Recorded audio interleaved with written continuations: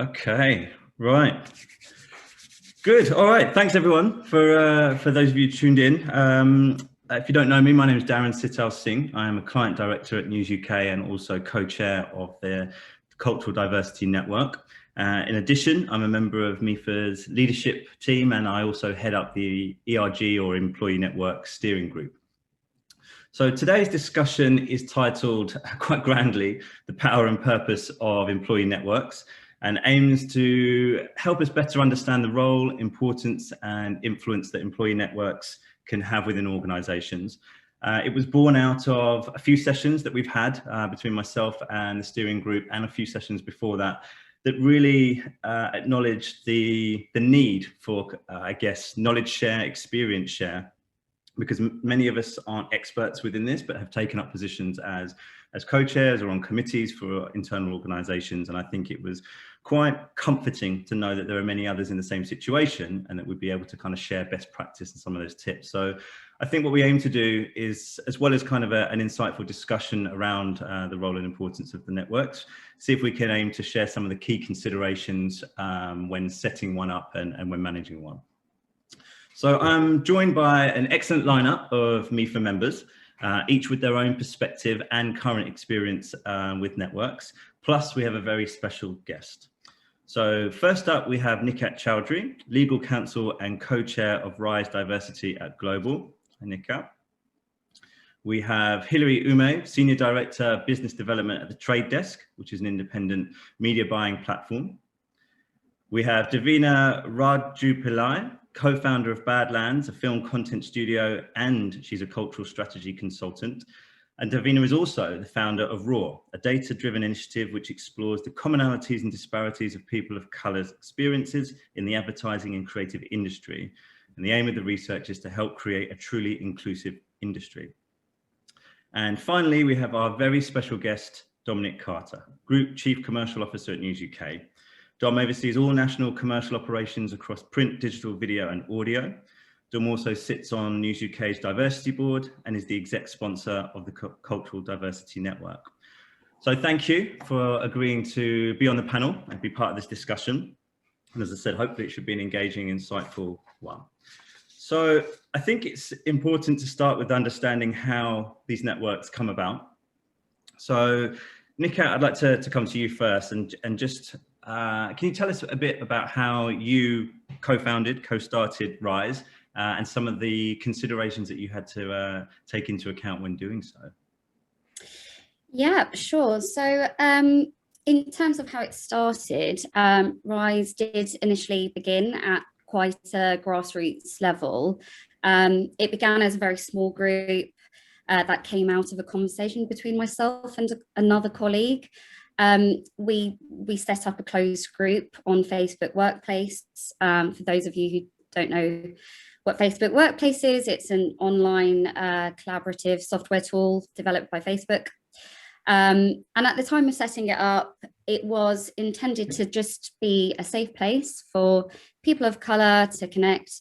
It certainly wasn't a part of Global's D&I strategy. In fact, there wasn't much of a D&I plan in place in comparison to today.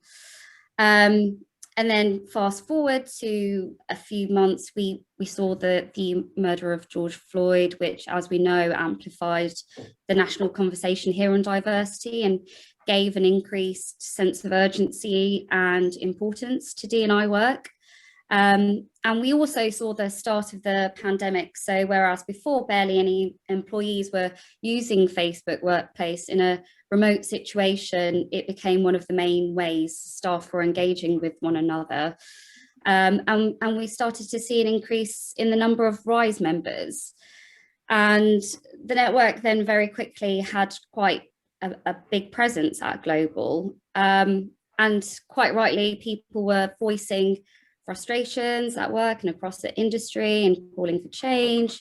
So I saw a need for a more formal route to channel these voices and to get these issues in front of the right people in a more strategic way in order for that change to happen, not knowing that actually this was happening around many organisations at the same time. So in terms of key considerations, when setting one up, I started an application process to elect a committee. It was really important for me that it was a fair process and that the committee represented a diverse range of people with respect to ethnicity, skill sets, age, department, and that it represented allies as well. It was really helpful having the data privacy expertise. For those of you who don't know, I'm a lawyer. And, you know, you have to be really careful when you're careful and transparent when you're processing sensitive personal information like ethnicity and making decisions based on that type of information. And also just when you start out, it's really important you all agree your purpose and your values and what your ultimate goal is. I also personally really recommend co-chairing a committee as opposed to chairing it. It really helps to tag team and share some of the burden of leading and balancing your day job. And lastly, to just be patient when starting out. There'll be a fair bit of finding your feet and laying foundations.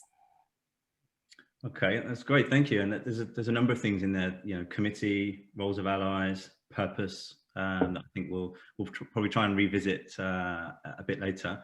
Davina, you've chaired and sat on a number of steering committees that kind of champion diversity, equity, inclusion. Is there a consistency that you've seen in terms of effectively setting up a network? Are there key considerations that you felt always have to be included when you've been involved with those? Yeah, I think it really depends on where the organization's at. So at my previous agencies, they already had established networks that I joined. And then when I was at Mindshare, I was the co-chair of Roots, which is a network to promote ethnic and cultural diversity.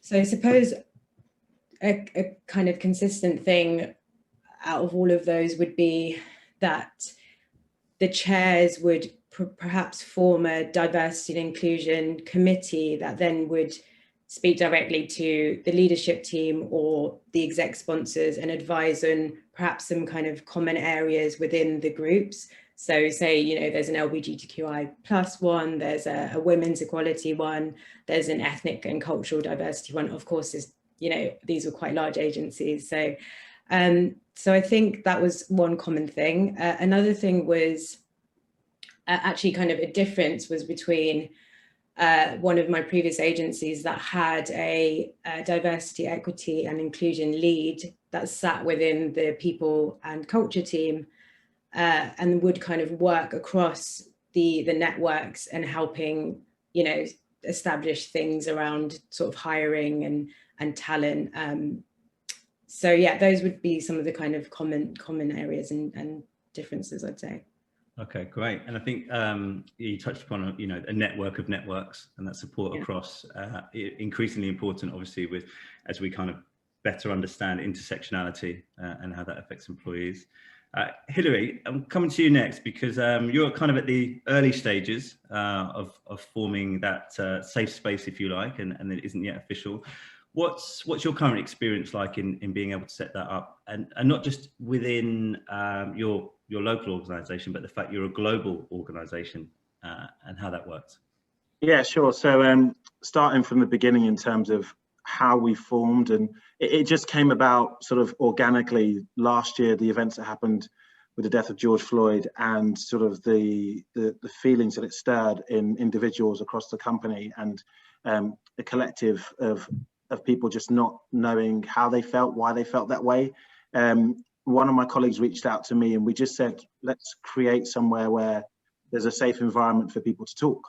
So it started like that, very straightforward. We opened it up, Slack message across to a few people in the business and just said, look, if you're comfortable with coming to meet with people who are struggling or want to just talk about how they're feeling at this present moment, then feel free to join us, and there's going to be no pressure, no sort of no taboo subjects, but also we were quite clear when we had people sort of express interest and joined that first session in saying that, you know, we didn't want this to be an area where there was any conflicts. We didn't want to sort of try and solve anything in that meeting, in that scenario, in that environment, because the great thing about it is that we had everyone from all backgrounds join. So we had people who wanted to come to be educated. There were people who wanted to share their experiences. So it was a great opportunity at the end of that first session where people felt like if their background was white, middle class, and these were things that their colleague next to them was from an ethnic background, and they hadn't really considered some of the things that they you know, in their day-to-day personal lives as well as professional lives have experienced. It was really eye-opening for them to be able to just sit in a safe space, not be critiqued, not felt judged, but actually be able to hear people's experiences and to share their own experiences of working alongside or just in general engaging. So that was kind of the first stage of it, and that felt like it naturally sort of progressed for us, saying let's do something on a more regular cadence. So we agreed on a sort of monthly cadence to have this sort of environment for people to speak openly and to share their thoughts. And the topics that came out of it were very organic, because everyone started talking about different experiences, whether that be personal as well as work, and that led to more topics that were more relevant. So for example, unconscious bias. And as we know in the working profession, that's a huge element that, whether it be work or not at work, it's something that we all face. We all have unconscious biases. And it was interesting talking about that in personal situations and then relating that to your working environment. So that became something that, as the weeks went on, and we're still having monthly sessions. So thinking about that happened last year to this year, we were having organic content created from it. What was interesting in terms of that second point, Darren, you asked about us being, it's informal. There was no real structure to it, but what we suddenly realized as momentum started building was we wanted to create some form of structure. We wanted it to be inclusive, and we wanted the topics to be broader, so that people felt like they could come and join and have conversations, whether that be about skin color, gender, ethnicity, disability, anything that made people feel like they were not necessarily equally represented or had challenges in that. We wanted to broaden that out. And so from a UK perspective, we were able to do that organically. Interestingly enough, we're a global company, and what we found when we started to gain traction and momentum when it came to wider people in the business being part of the group, HR, management, dipping their toes in, was that this was a very UK specific way of dealing with it. And when we engaged with HR, they were very clear that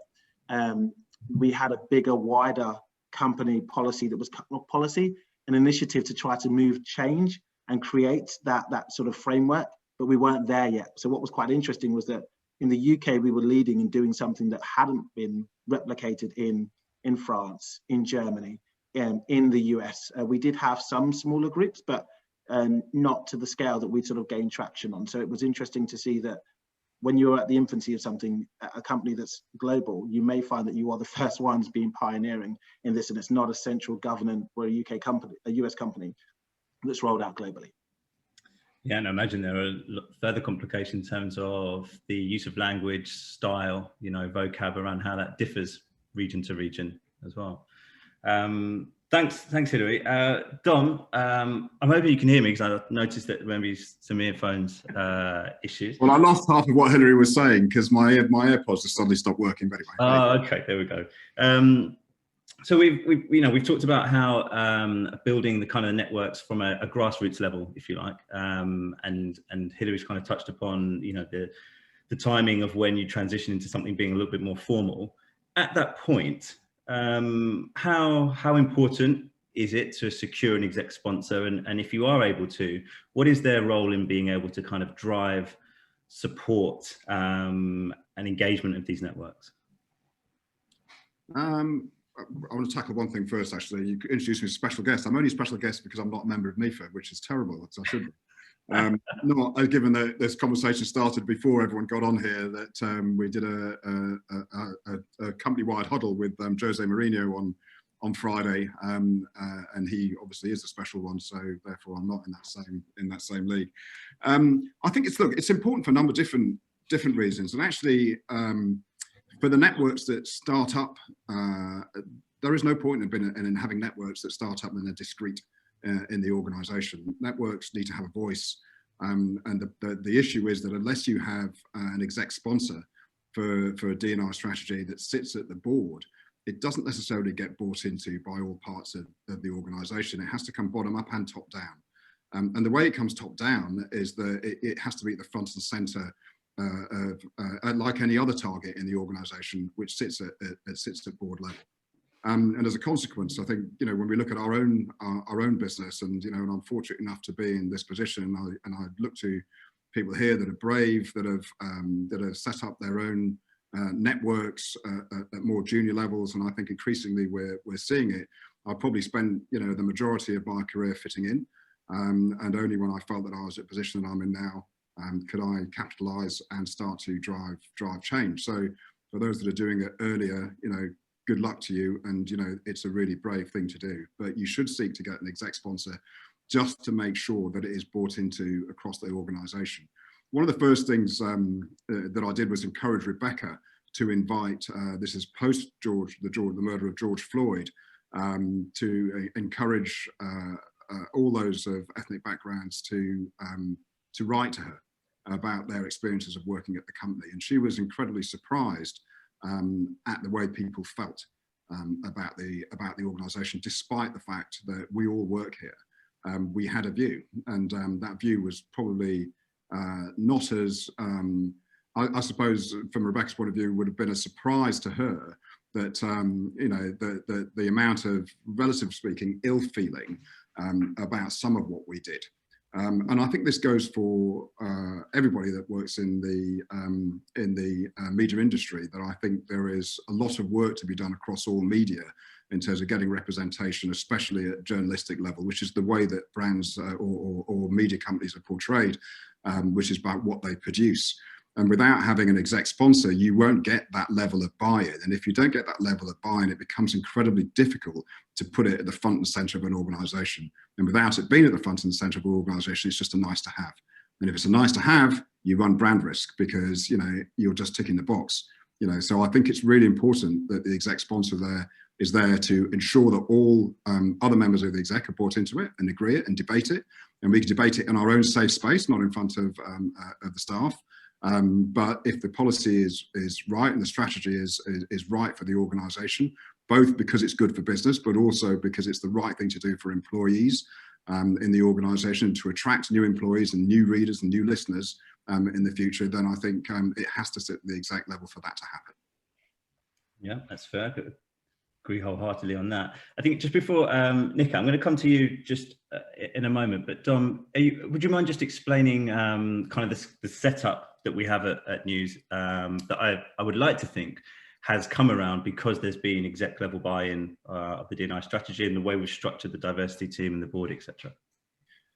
Yeah, and the first group that was set up many, many years ago as a Christian faith group in the organisation. I didn't even know that existed until we set up a diversity board, if I'm honest. But there was a Christian faith group in the company. The second one that set up was News is Out, which is the LGBTQ+ community. And then we set up the diversity board. The diversity board was set up actually about 18 months ago, just over 18 months ago.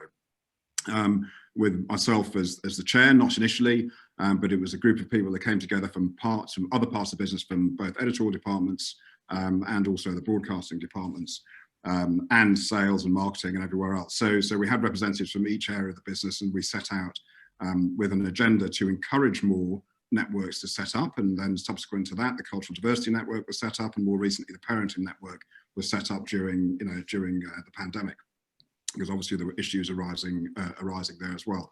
And the way that we work is that we become the filter for each of the networks to come to, you know, with their views about what they would like to see, what they would like to see change. It's not to attack the board or the company to make change, but I think it's to give us advice and to steer in the direction of things that we can do, and then we use that as a diversity board to filter through what are the things that we can change and should change that would make a real difference to the lives of the people that work in the company.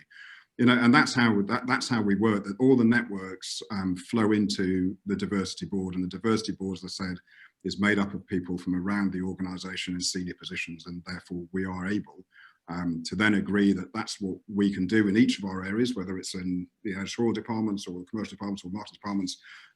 That's what we'll do, and then I take that to the exec level to say this is this is there for debate, but I can, to be fair, 99.9% of what I go to the exec with is accepted, and that is because, you know, what we've done is work smartly across the company with the rest of the exec, so that the buy-in is there. There are never any surprises. I'm not trying to do anything that is going to negatively impact the company from a PR point of view or otherwise, you know, and everything is presented in a way as to why it's right for our people and it's right for us as an organisation, and that works perfectly well for everybody. And although we do have moments, as Darren talked about earlier, we do have moments in the company when mistakes are made, and you know, but that's what the diversity board is there for, to ensure that we minimise those mistakes and hopefully in time eradicate any mistakes. And those mistakes sometimes are just a matter of opinion rather than errors or errors of judgment rather than errors in law. But it's up to us to try and encourage people to think about those that are on the receiving end before we do things, rather than just address them afterwards. And I think that comes with time, and therefore you've got to be patient. Yes, yeah, I think, you know, when companies are built on, you know, the talents of individuals, and human error will always creep in. But like I say, it's that broader understanding of acknowledging our actions and the impacts on others. Nikhat, so, you know, we talked about at the very start that you were involved in setting up Rise, but in conversations that we've had, you're not at the moment in a situation where you have exec sponsor, is that right? The same kind of relationship that Dom is describing?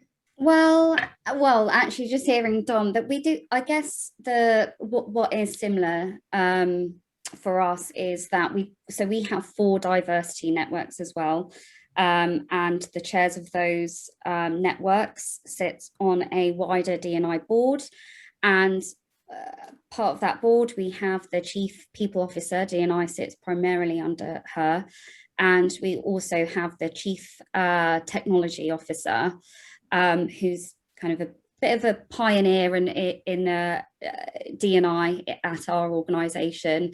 But I guess what I find interesting, Dom, when you mentioned kind of those journalists at your organisation, you know, having representation amongst the content creators. So we have had conversations about having more exec sponsors on the board, maybe having different sponsors for different networks, but it's not something that we've you know, it's not something that we've rolled out just yet. But I think, you know, in terms of allyship, you know, our view is that we can't make change alone. So, you know, it obviously takes others with the decision-making powers and privileges to affect change. You know, if white employees make up the majority of your organization, holding the most senior positions, you definitely need to bring them on board. And I think it's equally as important to be allies to other ERGs in your organization.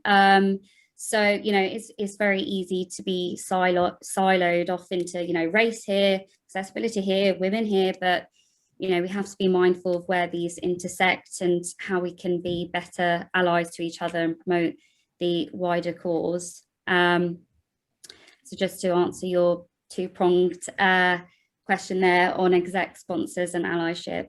Okay. And Davina, in the committees that you've sat in, have they had exec sponsors, or have there been any that haven't had that, and have there been any challenges because of that?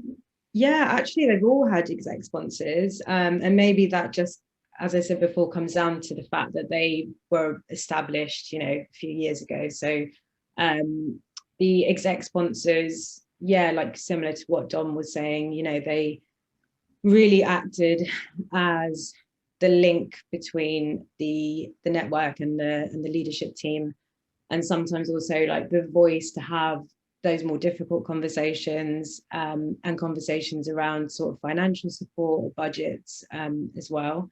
But they were, yeah, actively involved, you know, attended kind of every meeting where they could, and also like Dom said, it was, yeah, really to get buy-in from not just the leadership team, but, you know, heads of department and the rest of the agency as well. Okay, and with that culture that was kind of set up, how much did you feel that the network could impart or influence D&I strategy?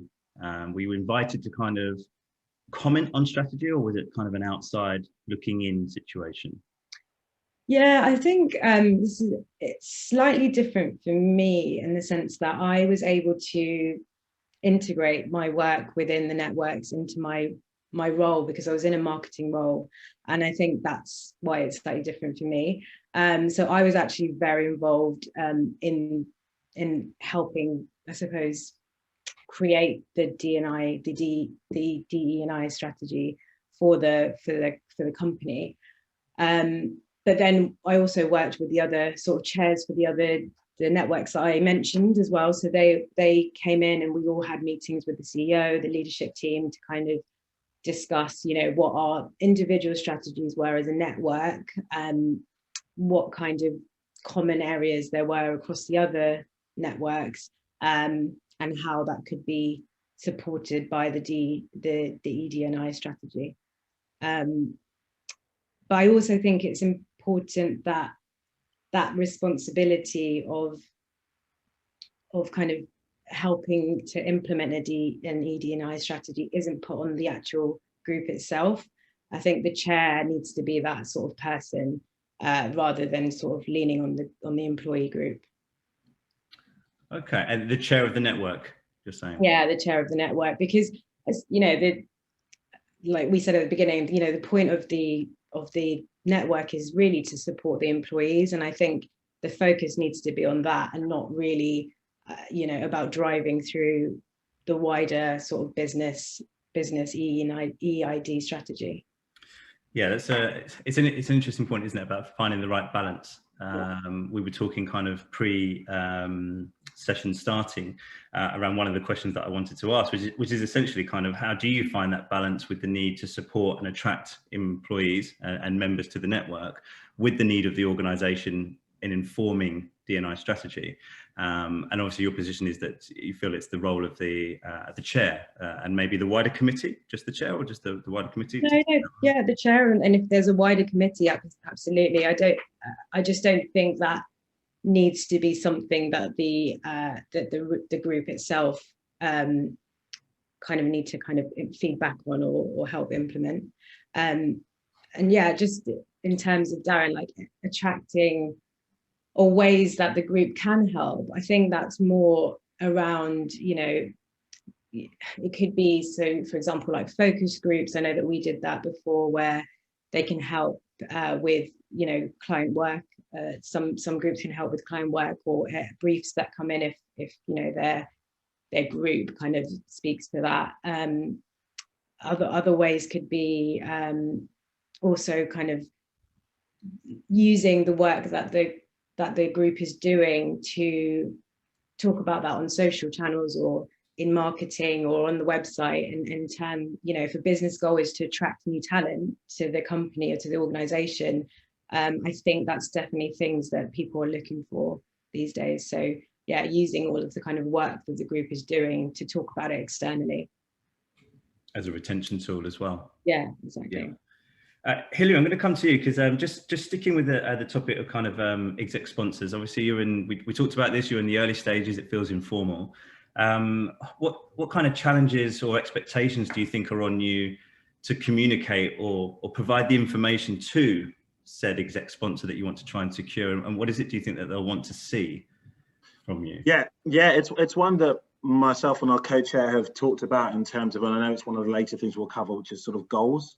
And it was something that we'd sort of identified as a goal, being a smallish company, or a smallish office as part of a larger company. Getting that exec sponsor was something that we always saw as something that we needed to try and somehow facilitate. So one of the things that we looked at was around, and this will vary depending on the companies that you work for and the way that it's set up, but our C-level and our CPO discussed our sort of, we have an inclusion and belonging sort of pillars and values. And so what we did was we looked at it. It was made up of 5 key areas. It was educate, celebrate, donate, diversity of talent, and I think the 5th one was around learning and development, I think I said, or educating and insight other people. So there was 5 different pillars there.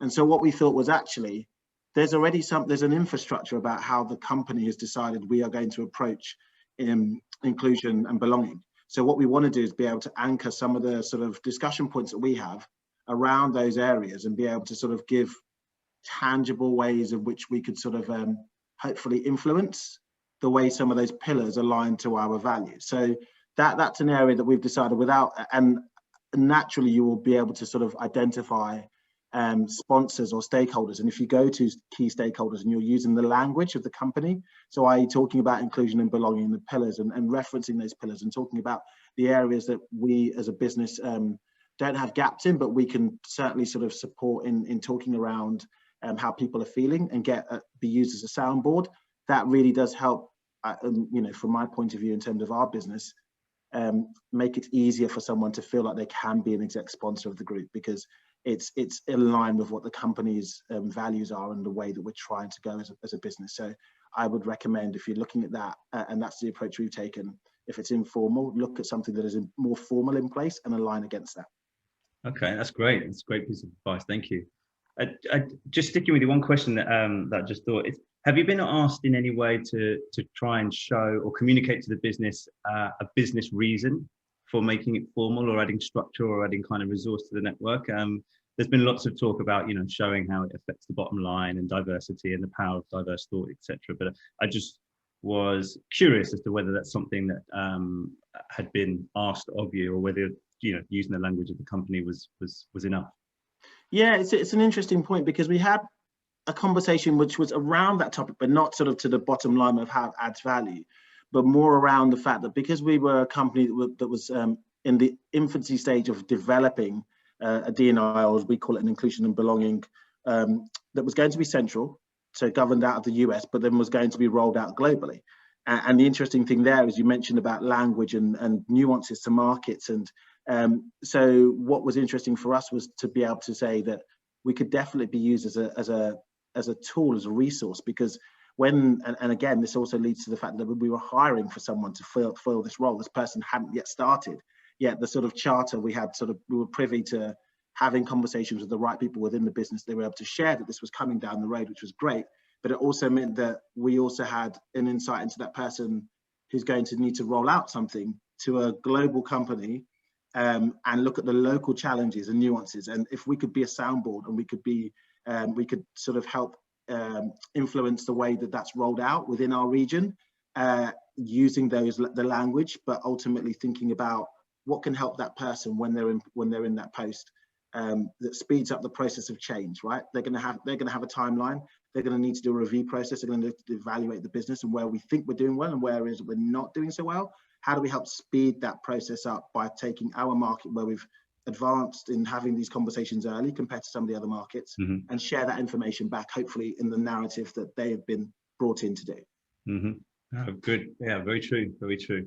Yeah, get a head start and use that information. Yeah. Great. Dom, I'm going to come to you.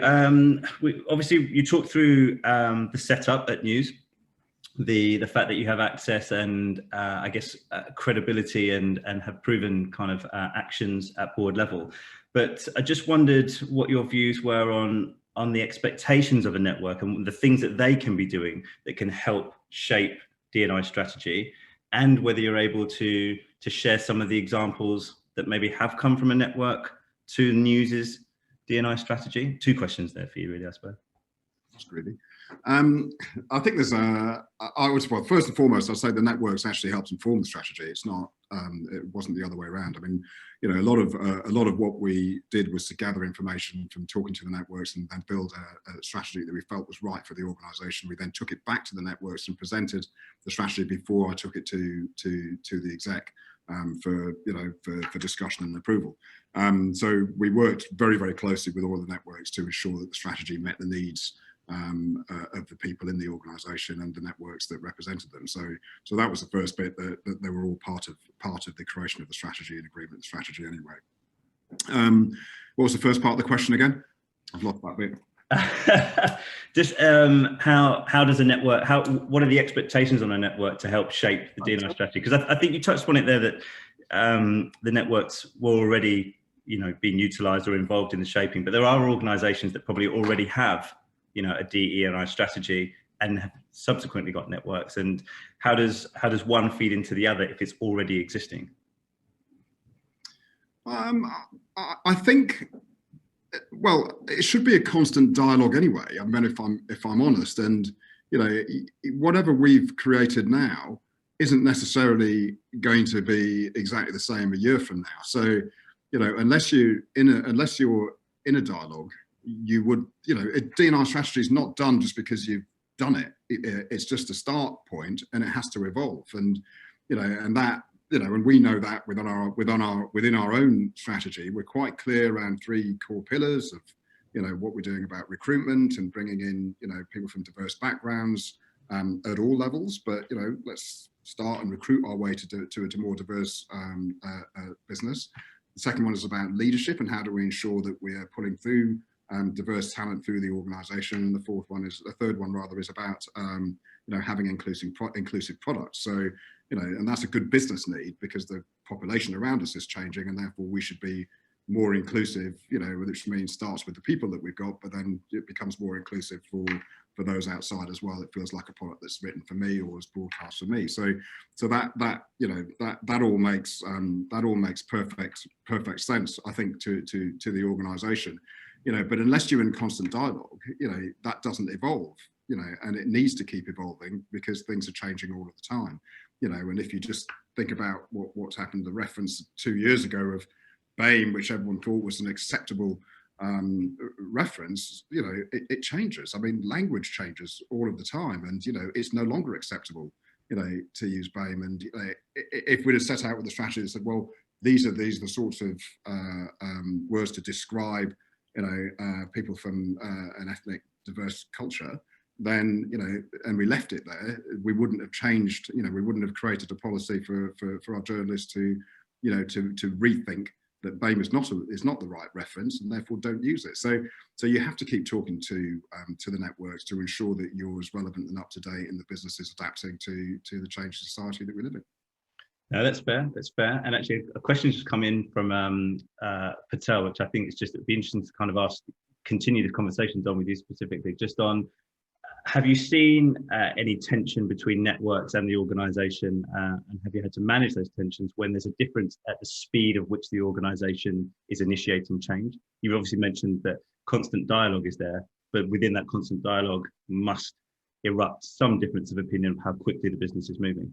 But when you're trying to change a culture in the organisation, and it is a culture, and I say that I talk about the wider media industry, it's 94% Caucasian when it comes to journalists. I mean, we already have a tension that's inbuilt, just by that as a definition, especially when words like privilege are used, and it becomes a very defensive thing from some networks or from some people or whatever. So I think there's always tension, not just between networks about mistakes that are made by the organisation.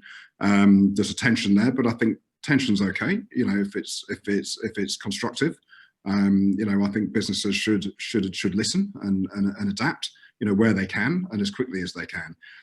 But I think because we've done things at pace, I think you also get tension both at an exec level, and also with the people that are creating the products, either the journalists and the broadcasters, and that's okay too.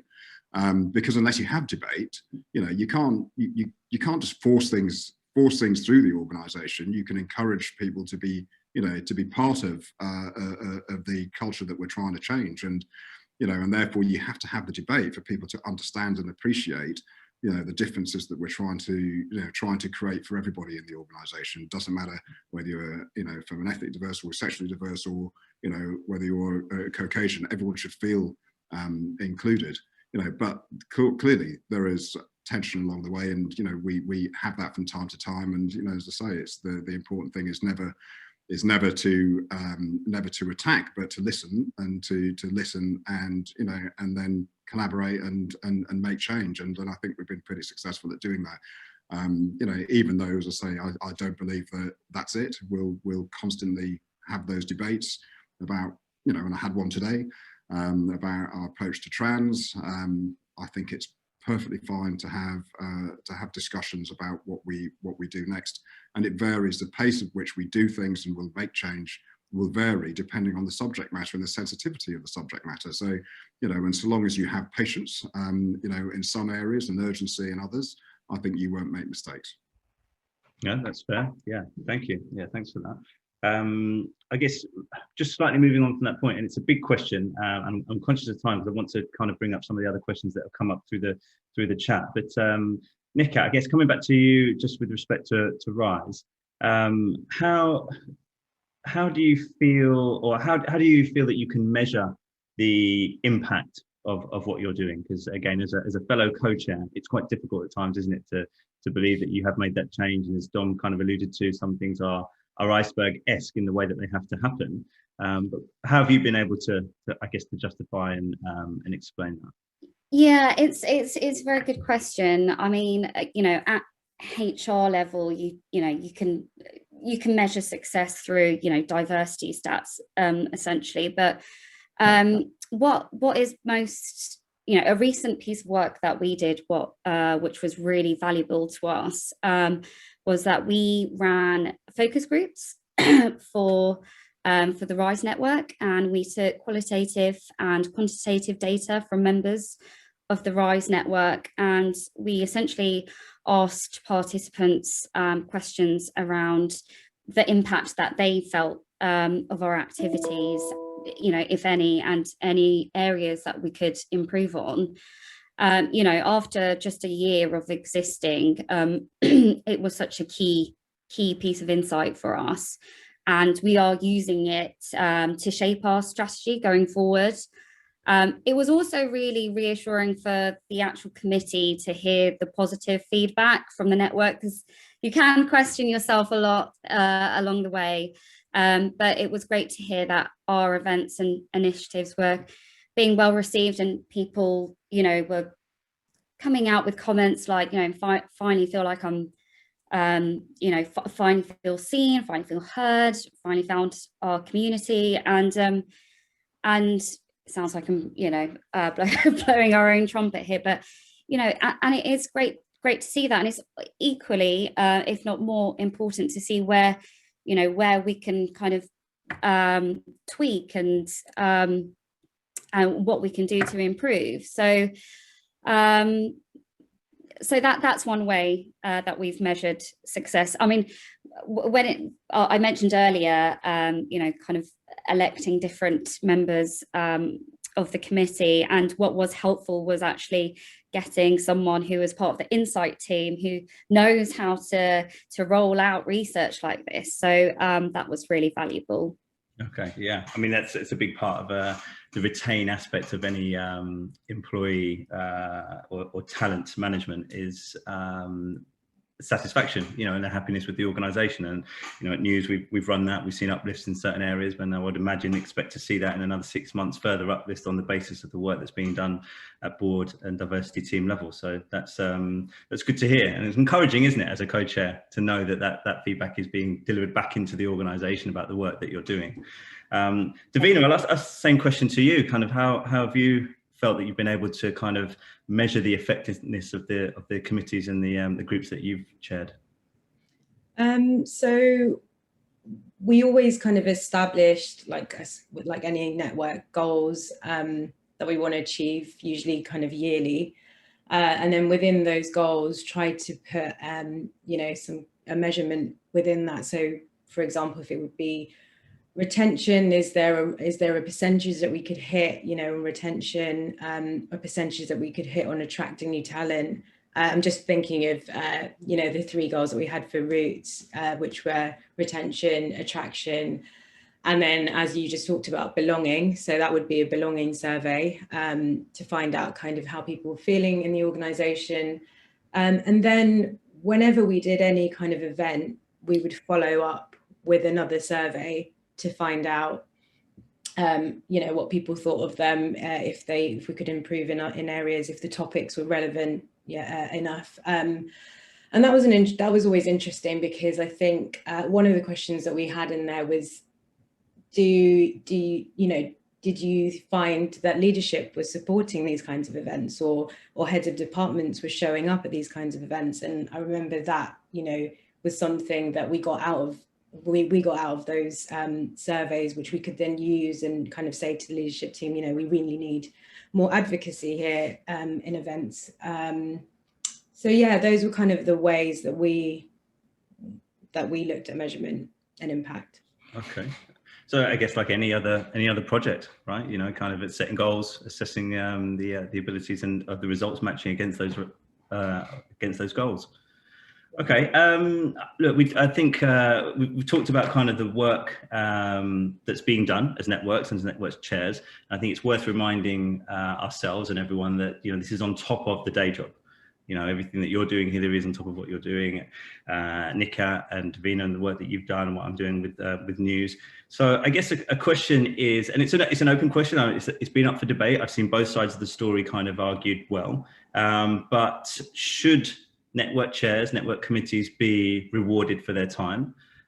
Should that reward be time back? Or should that reward be something more akin to financial rewards? So, Hilary, I'll start with you as to, given that you're in the midst of setting something up and pitching upwards around the formality around your network. What are your thoughts there?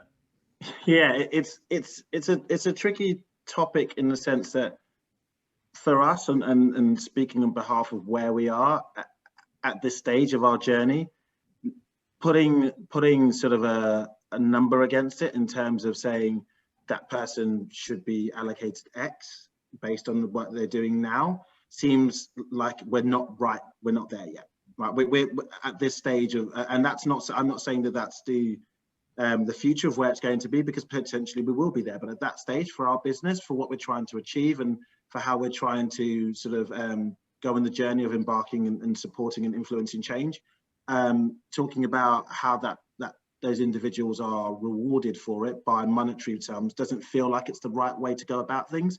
However, I do believe that what we need to think about is the bigger picture of when we talk about momentum and continued engagement. And that's something that's quite interesting, that doesn't have to be related to money. So when we're thinking about the ways that some companies already sort of support volunteer schemes and pillow days, which ironically now we're not in the office, we used to be after sort of starting late or whatever, or people who have having the ability of thinking a bit more laterally about now the way that people engage with work and what they find beneficial to their work-life balance. And if you can look at ways in which you can reward people based on the new ways of working, I think that's really a really powerful way to get people to buy into continuing to support, as well as to support people who have gone on this journey of trying to be part of a group that supports the business, and you can reward them in ways that sort of are more reflective now of society and challenges that we face, rather than money. This might be my sort of feedback on that point. No, that's fair. That's fair. Certainly, the new ways of working have allowed other opportunities to be able to feel rewarded. Nikhat, I'll come to you next with that question. Yeah, sure. It is a really good question, and one I think about sometimes as I work late into the evenings.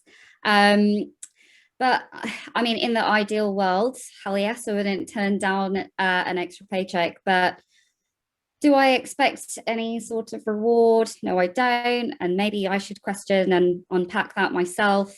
You know, I think at the very least, companies should acknowledge and recognize the efforts put in, and be mindful of what type of asks, you know, that they're asking from ERGs. You know, for companies heavily relying on the individuals of an ERG with no thought or care as to the emotional energy and time that it takes to do the work, something is going wrong there. So yeah, that's my answer. Nice. A little bit elusive. You made a statement at the start, but then, you know, kind of a little bit elusive towards the end of it. Thank you. Davina, you mentioned at the very start of kind of the session, you know, it depends on where the organisation is. I'm imagining that client is going to kind of have a bit of a reflection on your answer to the question on the levels of reward, if there are any. Yeah, I think so. I like 100% agree with Nikhat's point as well. Like, I think the emotional investment, especially right now in this current situation and what we're asking people to get involved in. You know, people are tired, and I think it's going to be, I think we talked about this, Darren, it's going to be difficult to engage employees into, I think, continuously engage employees into networks at the moment, or, you know, attract new employees to be part of a network.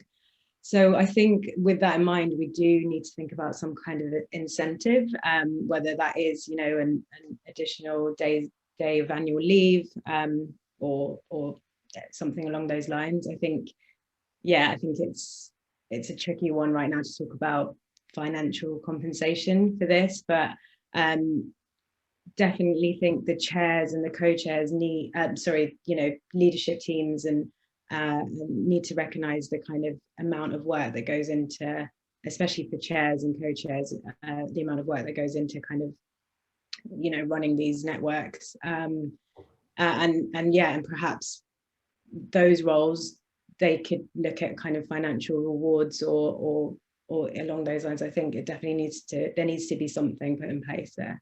And you're right about the emotional investment, because at certain times of the year, it can be incredibly draining to be there as a pillar of support for the employees and kind of to deliver that empathy that's required for successful networks. But sorry, go on. I was just going to say, and also, you know, it's not always easy to talk about, you know, to talk about kind of lived experiences. And I know that it's something I remember when we looked at programming events and, you know, looking at kind of getting speakers on board to talk about these kind of topics that we choose as a network. You know, you have to consider like paying people to talk about these kind of difficult topics as well. So yeah, it's that thinking of that empathy and that emotional investment in what can sometimes be difficult conversations. Very true, very true. And Dom, I guess we'll come to you last, you know, as the exec sponsor, as the exec level panelist. What's your view on rewarding network chairs and committees? Well, when I read the question, I was thinking it's a good subject. It's a good question, and I don't think it's one that we've answered yet in our own company. My sense would be that yes, I mean I'd agree with everything. The emotional investment is huge, and even, you know, I'd say personally at my own level, everyone seems to think I'm the diversity expert. You know, and the questions always come to me: should we recruit this person? Should we, you know, what should we be doing now with that article? What should our policy be over here? I'm not an expert. You know, and it is incredibly draining on top of your day job. But for those that are running the networks, I think that it is something that should be looked at from the organisation. It doesn't necessarily have to be financial, but I think it's a recognition that the work and the energy that it takes to run the networks is pretty phenomenal. So maybe a combination of things, whether it's time off, whether it's using for volunteer days. But the first and foremost is that we know these networks have been set up, and, you know, and even the diversity board and the strategies are set up firstly from people that have a passion for the subject matter and a passion to drive change in the organisation. But I don't think we should take that for granted. It's there now, but I think if we want to keep, you know, moving the business forward, you know, not just ours but every other, then I think all businesses should recognise just how much work it takes and should possibly think about what are the rewards for that. At a different level, at a top-down level, we look at it another way, which is, you know, part of the execs and the senior management team, so the exec -1, if you like, you know, their bonus is made up of delivering against the plans and the targets. So, you know, so in a way, it's not an additional reward. It is just what you thought you got rewarded for before was changed, and now diversity is part of your reward, i.e. part of your bonus targets for the year. And I think that's really important as well at a senior management level, that are there and in position to drive change and make sure those policies get implemented and bring change about in the business. They should therefore be targeted on it. But I think for others that are running networks, it's a good point. It's a very good question that needs to be addressed, and I think it should be a combination of different things, but not just taken for granted. No, very true, because then that energy will be diminished, and the effectiveness of the networks and the influence that they can have would be diminished likewise. So no, that's good. Thank you for explaining that and to running us through that. Look, I'm very conscious of time. There's one last question that I just wanted to put to Dom, really, which is from Joey Adai, your co-chair at Rise, Nikhat. And that's really for those groups who do not have an exec sponsor yet, what advice would you give to them to ensure that they can still influence change while going through this process? I guess without the workload of failing the networks. Well, I think the first thing is, I think anyone that's running a media business today, whichever form of media business today, must have an eye on what is going on in as we go through what is quite clearly a social change, and it's a generational change.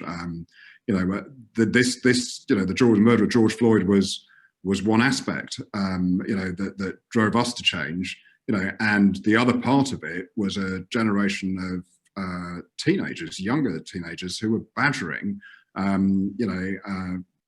some of our exec members, whether they were their nieces and nephews, who are Caucasian, to say, what does your business do? There's a big societal change going on. So anyone that's running a media organisation today has to pay attention. Because all of our future business is made up of the people that are our future in this nation and others, and therefore, if you're not listening and working with networks to drive change and have ears open, and the will to drive change in the organisation, then you probably won't be here, within the next 5 years. So I think that the door is very much ajar open.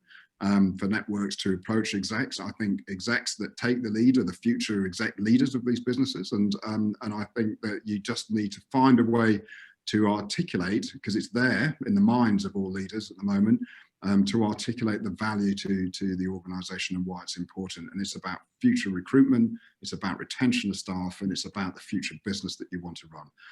And no exec in the right mind is going to ignore that. Absolutely. Yeah, well said. Well said. And hopefully that answers your question, Joey. So the door is open, knock on it, and secure that exec level sponsor. Right, so I'm conscious of time, it's 1 o'clock. I think we've come very nicely kind of to the end of the session. I think all that's left for me now is really to thank all the panelists. Thank you, Dom. Thank you, Hilary. Thank you, Nikhat. Thank you, Davina. I've been in a position of co-chair for 6 months, and I'm still learning. And some of the things that you've said, some of the things that we've discussed, I've written down here because I will be certainly taking them back to news to try and discuss and implement internally. So once again, thank you. Thank you, everyone, for tuning in, for listening, for asking questions. And we will be back in touch soon when the next time we have one of these events. So thanks, everyone. Have a lovely day. Bye-bye. Thank you. Bye. Bye.